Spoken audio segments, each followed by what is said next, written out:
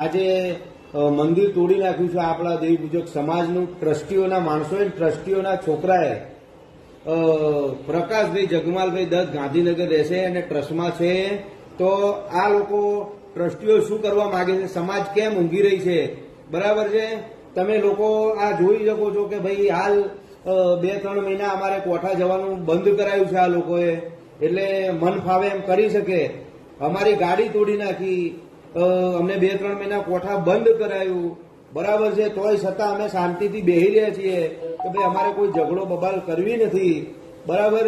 કે ભાઈ એક મંદિરનું કામ રોકાઈ જાય, એક આપણી માતાનું કામ રોકાઈ જાય, ઝઘડા બબાલો થાય તો એટલા માટે આપણે કશું બોલતા નથી. તો સમાજ કેમ ઊંઘી રહી છે, સમાજ કેમ કશું કહેતી નથી? આ ટ્રસ્ટીઓના બાપની જગ્યા છે, ટ્રસ્ટીઓના બાપના વીઘા વેચીને આ લોકોએ જગ્યા લીધેલી છે. આજે મંદિર તોડી નાખ્યું છે. હવે આનું પરિણામ જુઓ તમે શું આવે છે. જય વિયતમાં જય રત્ન. મને આ વિડીયોને વધુમાં વધુ શેર કરો. વંશ કાઢી નાખશે ઈ મારી જબરીને જોરાવર માતા છે. હો બા માયા મેલીશ નહીં.